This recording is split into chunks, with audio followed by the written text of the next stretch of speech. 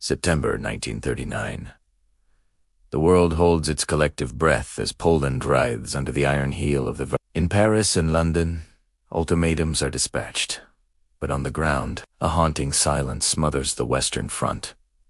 History remembers this as the Phoney War, a period of paralyzing hesitation that allowed the Nazi monster to grow. But imagine, what if destiny had chosen a different path right here? What if on September 15th, instead of retreating after a minor skirmish in the Saar, General Maurice Gamelinda, French commander-in-chief, had uttered a single, world-shattering command.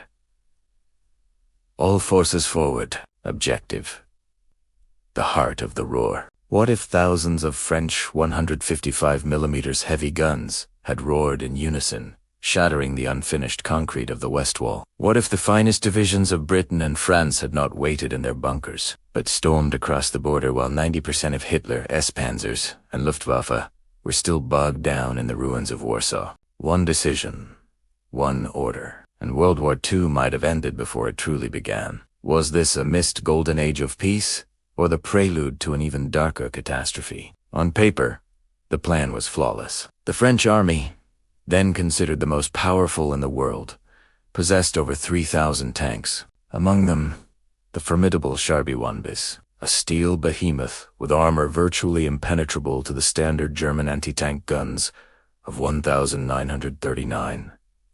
Its 75mm cannon and 47mm turret gun made it a mobile fortress, perfectly suited to spearhead an assault. Against them, the Germans had scraped together a paltry force along the Siegfried Line, mostly secretary divisions, old reservists, and barely any tanks or air support. The entire industrial heartland of Germany, the Ruhr Valley, lay just beyond, defended by what was essentially a skeleton crew. The German High Command was terrified. General Alfred Jodl would later state at Nuremberg, if we did not collapse in 1939, that was due only to the fact that during the Polish campaign, the approximately 110 French and British divisions in the West were held completely inactive against the 23 German divisions.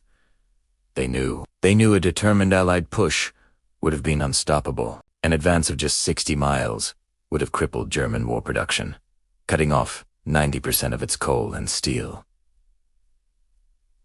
Without the Ruhr, Hitler's war machine would grind to a halt.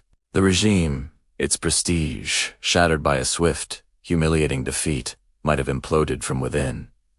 But it never happened. Why? Was it fear? A catastrophic failure of intelligence? Or a political leadership paralyzed by the ghosts of the Great War, unwilling to spill the blood of another generation? This is the story of the greatest missed opportunity in modern history. In reality, the tragedy of 1939 was not born of German strength, but of Allied inaction. When Germany struck Poland, it was an all-or-nothing gamble, a single throw of the dice. Virtually every armored division, every motorized unit, and the bulk of the Air Force were committed to the campaign in the East. This concentration of force was only possible because they didn't have to fight on two fronts. In the West, the vaunted Siegfried Line was, at that moment, little more than a colossal bluff. It was a paper tiger. Huge sections were still under construction, with concrete that hadn't even fully cured. Many bunkers lacked mounted machine guns, and the garrisons were composed of second-rate Lanthier reserve oldermen, veterans of the Great War, equipped with outdated rifles and almost no anti-tank weaponry. They were a token force, a psychological barrier rather than a physical one. The numbers tell a staggering story. Facing these few German divisions were nearly 100 French and British divisions. The French alone could field thousands of modern tanks, including the formidable WWII and the fast Samuwa S-35. Tanks that were individually superior to anything Germany had in its arsenal at the time. Yet, this immense force remained largely static. This period became known as the Phoney War, but for the Poles, the war was horrifyingly real. While their nation was being dismantled, the Allied armies in the West dug in, content to wage a war of waiting. The French military command, haunted by the ghosts of Verdun and the Somme, was paralyzed by a deep-seated fear of casualties. They worshipped the defensive, convinced that a long, drawn-out war would favor them, that a blockade would eventually strangle the German war machine. This belief that time was on their side was a catastrophic miscalculation. They failed to see the unique, fleeting window of opportunity before them. As General Alfred Jodl, a high-ranking German officer, later admitted during the Nuremberg trials, "If we did not collapse already, in the year 19... that was due only to the fact that during the Polish campaign, the approximately 110 French and British divisions in the West were held completely inactive against the 23 German divisions. The Allies handed Germany the one resource it desperately needed and couldn't manufacture: time. Time to crush Poland without interference. Time to move its veteran troops and seasoned panzer divisions back to the West. Time to learn the lessons of the Polish campaign, to refit its armies, and to turn the Siegfried Line from a bluff into a genuine, formidable obstacle." The hesitation of 1939 allowed a window of opportunity to slam shut, setting the stage for the catastrophe of 1940. The price of that hesitation would be measured in years of conflict and millions of lives. History doesn't require miracles to change, just a single, decisive spark. The date is September 12, 1939. In a smoky, dimly lit room at the French Grand Quartier General, the Allied Supreme War Council convenes in our timeline, they chose delay, a decision that would have catastrophic consequences. But in this alternate reality, the dice of fate rolled differently. A new variable enters the equation, delivered by the Douane Bureau, French military intelligence. A German courier plane has gone down near the Belgian border. From its wreckage, a detailed operational map is recovered. As the decrypted telegrams stream in, a terrifying and electrifying truth is laid bare. The entire western frontier of Germany is an empty shell. The bulk of the Wehrmacht is committed to Poland, leaving the industrial heartland almost completely undefended. The Siegfried Line, Germany's much-vaunted western wall, is a fortress in name only, manned by second-rate troops and facing an overwhelming French force. In our history, the French commander, General Maurice Gamelin, was paralyzed by indecision. But here, bolstered by this undeniable intelligence, he is a changed man. The aggressive urging of Britain's First Lord of the Admiralty, Winston Churchill, and a cadre of forward-thinking French officers, like a young colonel named Charles de Gaulle, finally finds purchase. They argue passionately that this is not a time for caution, but for audacity. The final tipping point comes not from high command, but from a small reconnaissance patrol from the French 11th Infantry Division, having advanced deep into the Warrant Forest during the preliminary Saar offensive. They make an astonishing discovery. The supposedly formidable heavy guns of the Siegfried Line, the ones meant to halt any French advance, are nothing more than wooden logs, painted black to deceive aerial surveillance. The great German bluff is called. The illusion of strength is shattered. There is no more hesitation. The risk of inaction now far outweighs the risk of action. At 4 a.m. on September 15th, a coded order is broadcast across all frequencies to the Army's mast on the border. The message is simple and direct. Terminate the Saar probe. Execute plan. And break the Siegfried Line. Cesse and drive for the Rhine. Across the front, the low rumble of thousands of tank engines begins to crescendo. This is no longer a drill, no longer a half-hearted demonstration. It is the sound of a giant, finally and irrevocably waking up. The invasion of Germany has begun. At 5 in the morning, on September 15th, 1939, the mist hanging over the Saar River wasn't burned away by the sun. Instead, it was ripped apart by the muzzle flashes of 2,000 heavy guns.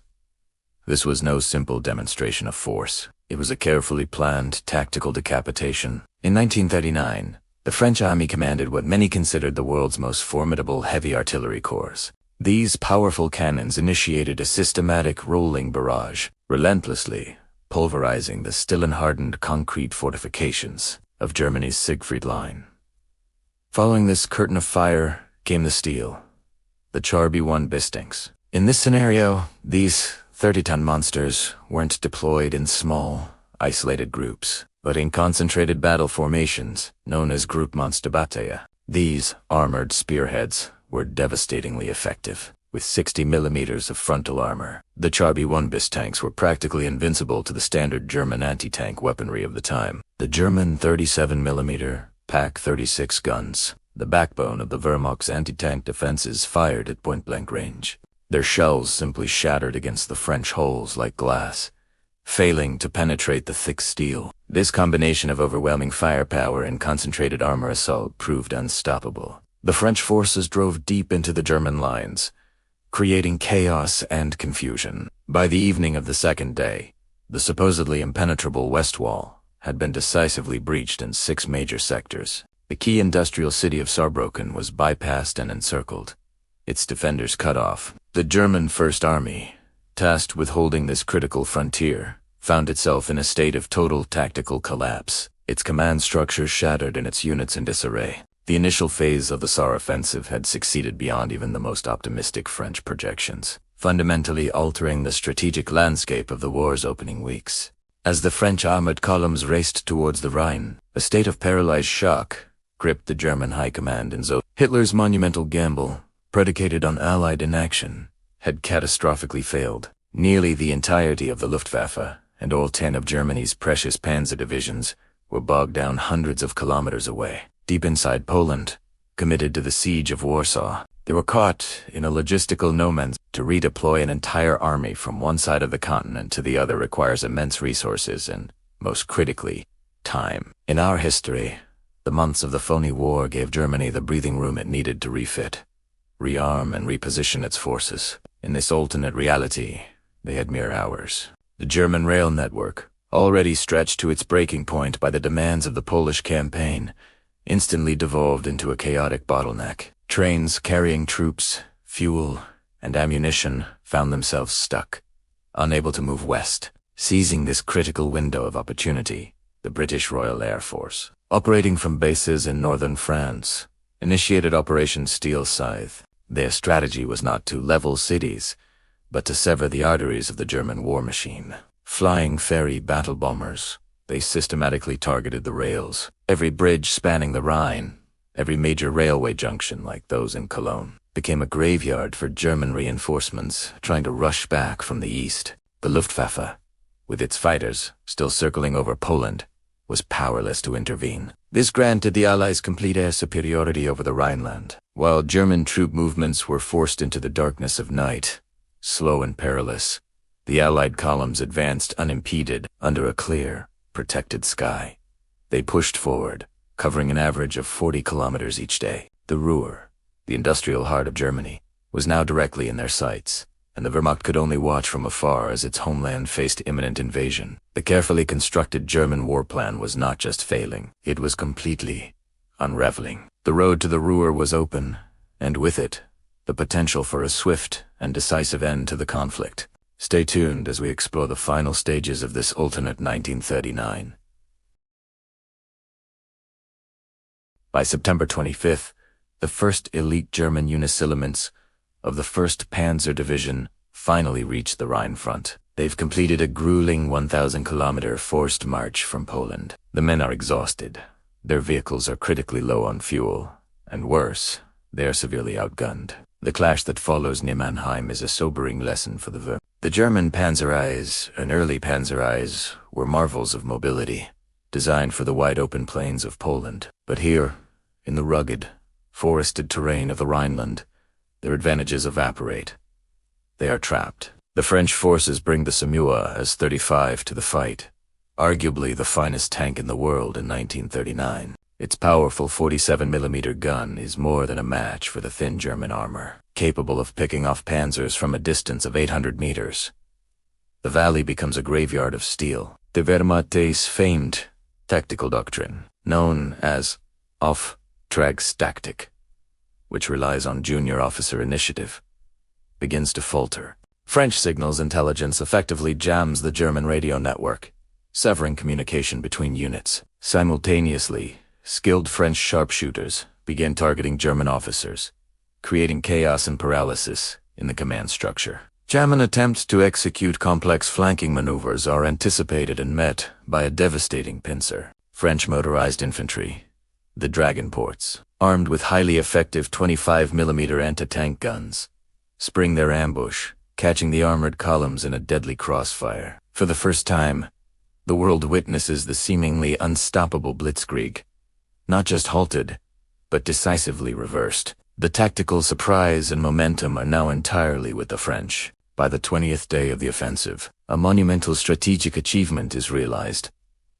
The Rhine River, Germany's great western barrier, has been crossed at 3 separate points. French bridgeheads are firmly established on the eastern bank, the industrial heart of the German war machine.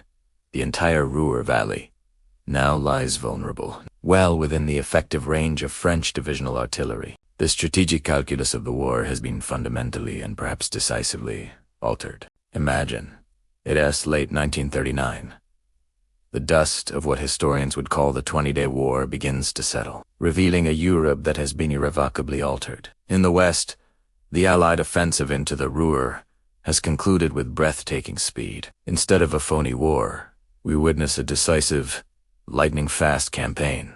The human cost for the German army is staggering, not from the conflict in Poland, but from the relentless advance of French and British forces. Over 200,000 casualties are recorded. But more critically, 150,000 German soldiers are encircled and captured in the Ruhr pocket. This isn't just a defeat, it's the complete dismantlement of Germany's Western armies. The strategic implications are even more profound. The capture of the vast industrial complexes of Krupp and Thyssen means that 80% of Germany's coal and steel production is now in Allied hands. The engine of the German war machine hasn't just been stalled, its very heart has been ripped out.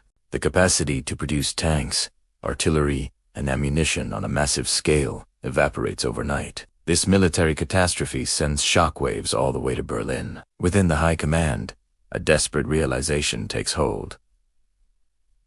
The war is lost, and continuing the fight will only lead to the nation's total destruction. A group of senior officers, men like Ludwig Beck and Franz Halder, who had long harbored doubts, are spurred into action.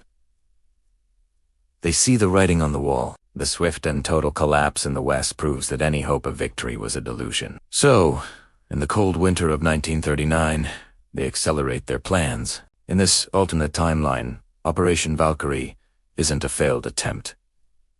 Years later, it's a decisive coup executed with precision.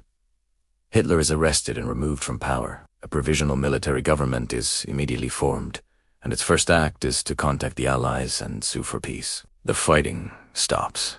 By January 1940, the war in the West is officially over. A new map of Europe begins to take shape. Germany, under its new military administration, is forced to relinquish its recent conquests. Poland is restored as a sovereign nation, though a significant presence of French and British. Stability forces is established to ensure its security and prevent any opportunistic moves from the East. But as one conflict ends, the seeds of another are sown. In Moscow, Stalin has watched these events unfold with a mixture of shock and apprehension. He witnessed the Western Allies dismantle a modern, formidable military with terrifying efficiency. Seeing a power vacuum and a reordering of the continent, he begins a massive mobilization of Soviet forces along the new borders. The crusade against one ideology has ended, but a long, tense watch against another is just beginning. The stage is set not for a world war, but for the immediate onset of a Cold War, years ahead of our own history. The world of 1940 is not one of escalating global conflict, but of an uneasy, heavily armed peace, with two new blocks staring each other down across a divided Europe. The guns fall silent over Europe, but true peace remains a fragile hope. A defeated Germany, humiliated for the second time in 20 years, could become a fertile ground for a new, more dangerous extremism. With the threat in Berlin neutralized, who now stands to check the ambitions rising from Moscow? In this alternate reality, there is no Pearl Harbor, no D-Day, and perhaps no atomic bomb. But the world it creates might be one of colder, longer, and more calculated shadows. With this momentous outcome, would the world have entered an era of Allied dominance, or simply traded one catastrophe for another? Did humanity prevent a great war, or just change the face of the enemy?